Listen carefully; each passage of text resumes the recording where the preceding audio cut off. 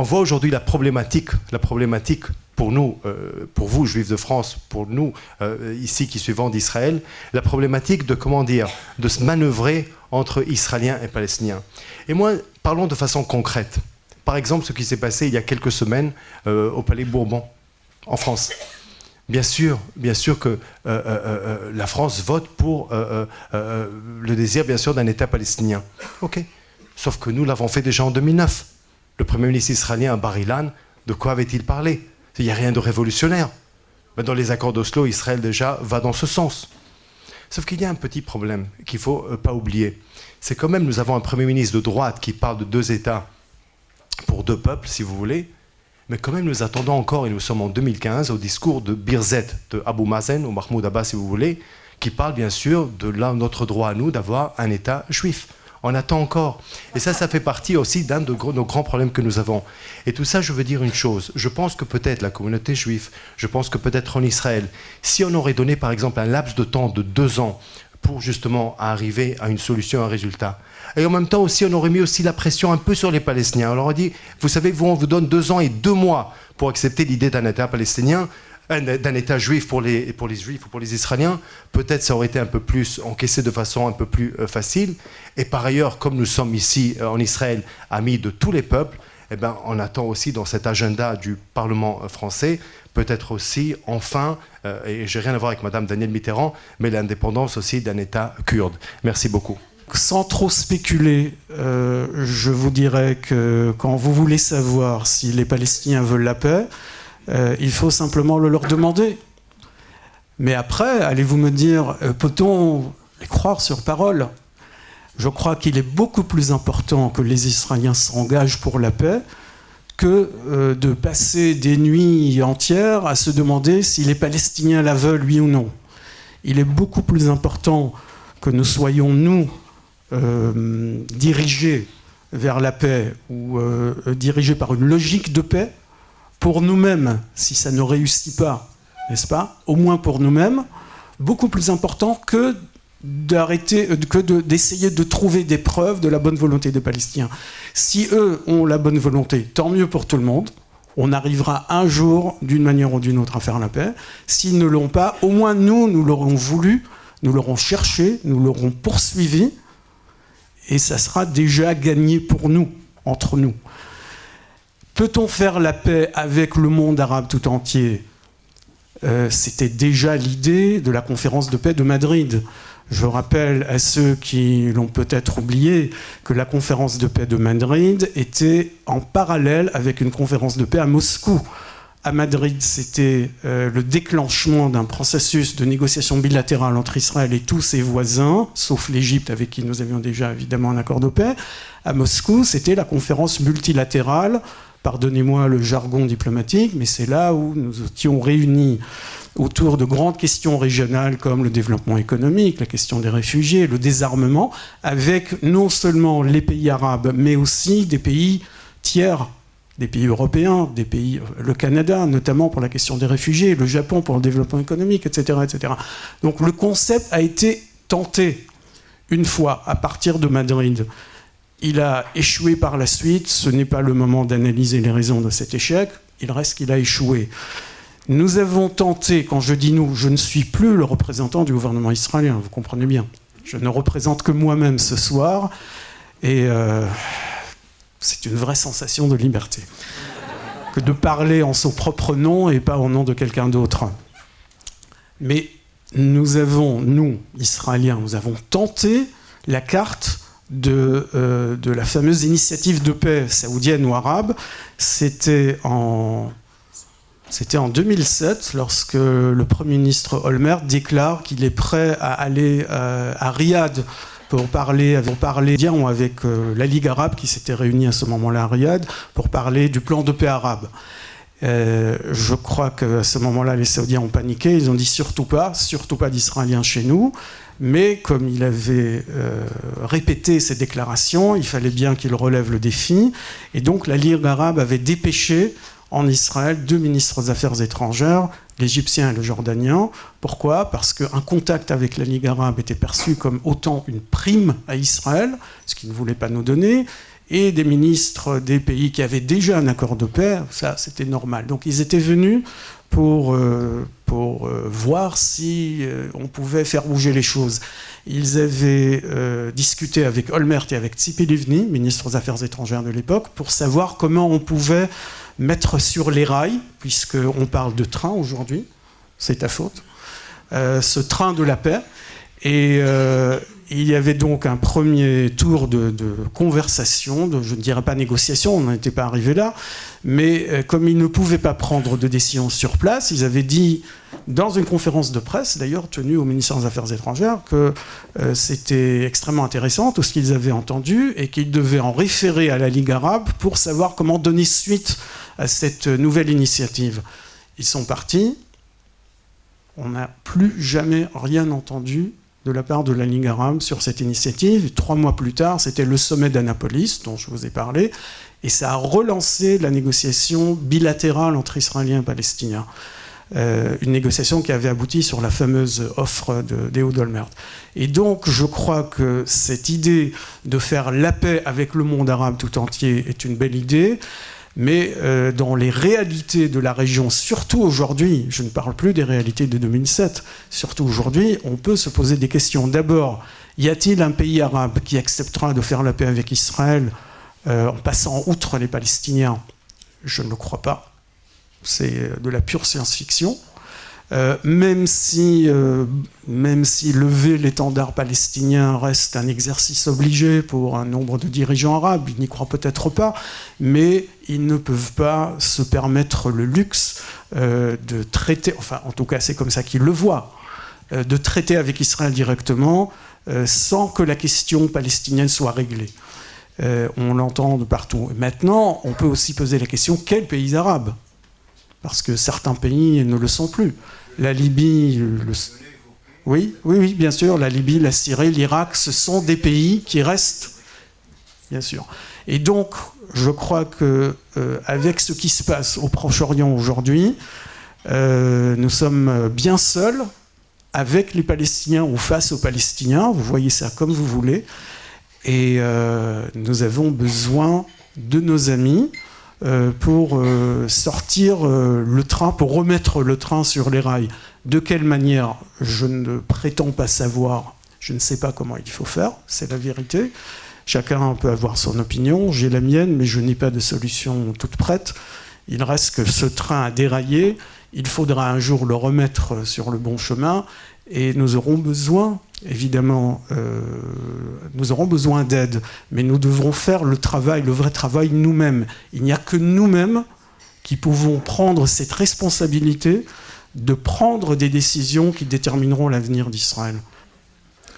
Sur la question, et je retombe aussi sur la question de la politique étrangère de la France, etc., on parle beaucoup, le gouvernement a tel, gouvernement a tel. En gros, mesdames et messieurs, la politique étrangère de la France n'a pas bougé depuis des décennies. Des gouvernements de gauche, des gouvernements de droite, des gouvernements de cohabitation, tout ce que vous voulez, les grandes lignes sont restées les mêmes. Le Quai d'Orsay, parlons-en. Le Quai d'Orsay, mon cher Roger Kuckerman, depuis que je le connais, et moi je le fréquente depuis au moins autant de temps que toi, et de manière des fois très intime, je connais tous les stéréotypes sur le Quai d'Orsay. De toute façon, je n'aime pas les stéréotypes, mais je peux te dire que depuis une bonne quinzaine d'années, les stéréotypes ne sont pas justifiables. Il y a au sein du Quai d'Orsay des voix très différentes sur la question israélo-arabe. Il y a un vrai débat, ce n'est pas la pensée unique qui existait peut-être un jour, je ne le conteste pas. Aujourd'hui, elle n'existe pas. Pour avoir fréquenté des diplomates français au plus haut niveau, les directeurs politiques et les secrétaires généraux et les ambassadeurs en Israël et les directeurs d'ANMO, etc., vous avez des positions très, très variées sur la question. Mais je ferme la parenthèse du Quai d'Orsay parce que ce n'est pas le sujet. Le sujet, et ça revient à votre question et à votre question, c'est qu'il faut réaliser que sur la question de l'avenir des territoires, le gouvernement israélien actuel, avec sa position, est seul au monde. Seul. il n'y a pas un pays dans le monde entier, ni notre plus grand allié, les États-Unis, ni notre plus petit et plus fidèle allié qui est la Micronésie, ne pense que l'avenir des territoires doit être sous le contrôle israélien. Pas un seul. Non, même pas. Même pas. Alors, loin de moi de dire qu'être en minorité est illégitime. Nous pouvons penser, nous Israéliens, et une majorité d'Israéliens le pensent peut-être, encore que je ne le pense pas, qu'il faut aller contre le monde entier, contre l'avis du monde entier, pas contre le monde, contre l'avis du monde entier. Ce n'est pas illégitime. Mais il faut comprendre les conséquences. Et la conséquence, d'abord, à mon avis personnel, mais aussi par simple tactique diplomatique, c'est de toujours garder la main, toujours avoir l'initiative, ne pas laisser l'autre partie vous dicter une approche de défense perpétuelle, d'être secoué à droite et à gauche par les Nations Unies, par le Conseil de sécurité européenne, par tel ou tel président, par les Palestiniens, par les Arabes, Tout le monde prend des initiatives sauf nous. Et nous nous retrouvons sans arrêt sur la défensive. Vous dites, Danny, bien sûr, au monsieur qui a posé une question qui est légitime. On peut ne pas être d'accord. Non, qui est une question légitime. Ça veut dire que finalement, monsieur peut-être pose la question, et peut-être moi je ne suis pas d'accord, puisque j'ai évoqué en 2009 le Premier ministre d'Israël, que vous savez que je le déteste pas trop, et ce Premier ministre d'Israël, c'est réciproque et tant mieux, moi-même je l'apprécie, et je me souviens très, très bien de ce Premier ministre qui avait parlé de 2 États pour 2 nations, donc pas d'un grand Israël si vous voulez. Sauf qu'il est vrai aussi que pendant des décennies déjà, on voit la même chose, qu'on parle et qu'on reparle, des dialogues, et encore une fois nous sommes cousins, et des rencontres et des initiatives, et c'est toujours voué à l'échec, et peut-être certains pensent que peut-être il faudrait réfléchir à quelque chose d'autre. Mais ce que moi je veux dire, moi je suis de ceux, et je me trompe peut-être, parce que je ne détiens pas la vérité, je pense que peut-être nous ici en Israël, on donne au monde, pas au journal, je parle au monde, au globe bien sûr, beaucoup plus d'importance parfois qu'il mérite, et je m'explique. Le monde peut aussi se tromper. En 1948, quand on voulait proclamer un État, le monde n'était pas très enthousiaste.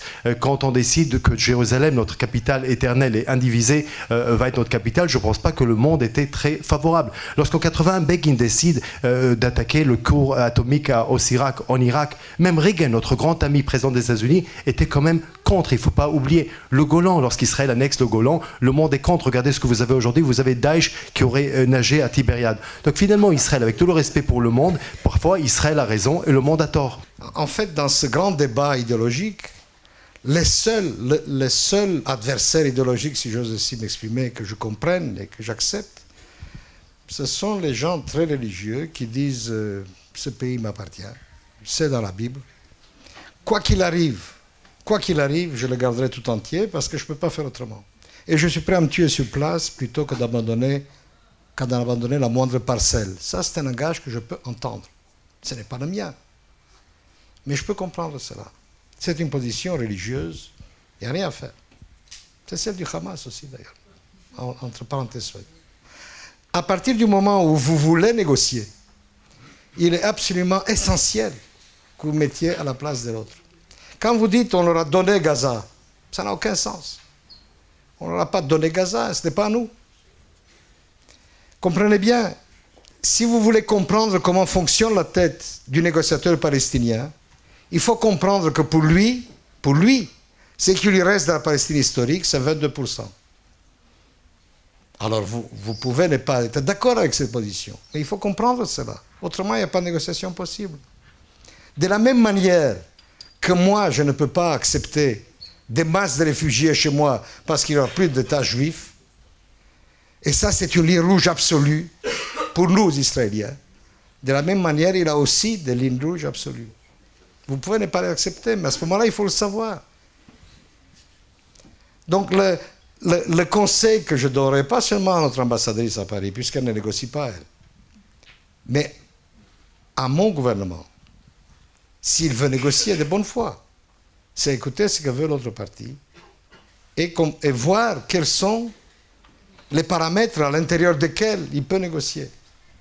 Notre rôle, notre rôle, et aussi le vôtre, c'est de jouer ce rôle de temporisateur, de tampon. Montrer que, par-delà les divergences, et il y en a, Elie a dit qu'il y a des interrogations en France sur ce que veut Israël. Oui. Quelles sont les intentions d'Israël? Que veut Israël? Quelles sont les intentions? Quel est son projet? Bon. Il y a des interrogations en France. Inversement, il y a des interrogations en Israël sur ce que pense la France, sur ce que veut la France. Très bien. Juste pour conclure, je crois que notre rôle, c'est bien de récuser les caricatures, c'est de récuser les anathèmes, c'est de proclamer la crise à tous les coins de rue. Je crois qu'il faut être conscient de ce qu'est la relation France-Israël. Moi, je suis toujours frappé par le fait que, oui, je me suis fait engueuler au ministère israélien des Affaires étrangères, c'est bien normal, mais dans un esprit de respect. Ce que je veux dire par là, c'est que, qu'on le veuille ou non, la France a fait et fera partie du petit nombre des États sur lesquels, dans le monde, Israël pourra toujours compter. Merci à tous d'être venus. Bien sûr, on souhaite remercier nos intervenants. C'était passionnant. On aurait pu continuer à parler très longtemps ce soir. Je crois qu'on a une très bonne idée d'organiser cette soirée. Oui. Il y en aura d'autres, Josriel. Écoutez, je voudrais, avant de nous quitter, d'abord remercier avec vous, bien sûr, les intervenants. Je voudrais dire aussi que le rendez-vous que nous avions pris était un rendez-vous de l'intelligence, de la connaissance, du dialogue, mais également de la frustration. Parce que dans vos réponses, messieurs les ambassadeurs, il y a eu peut-être aussi l'envie d'un débat plus approfondi. Je n'ai pas l'impression, moi, qu'il y ait eu des irresponsables dans cette salle ou qu'il y ait des irresponsables ailleurs. Je pense qu'il y a un débat qui s'est installé dans ce pays aujourd'hui et qui mérite aujourd'hui que les questions soient posées avec respect, avec tolérance, avec peut-être autre chose que ce que disait De Gaulle quand il disait « vers l'Orient compliqué, je volais avec des idées simples ». Il n'y a rien de simple dans cet Orient et nous le vivons au quotidien. Et cette frustration, et c'est le médecin qui parle, ne peut qu'avoir un intérêt, c'est qu'elle nous fait grandir, c'est ce qu'on apprend en psychanalyse. Nous avons beaucoup grandi ce soir, merci à vous, c'est un premier rendez-vous et il y en aura d'autres, car ce soir, nous avons pris l'engagement de continuer ce type de rendez-vous avec nos partenaires s'ils nous suivent et d'essayer d'aller encore plus loin dans la réflexion sur les grandes questions de notre temps et d'Israël et de la France. Merci à vous.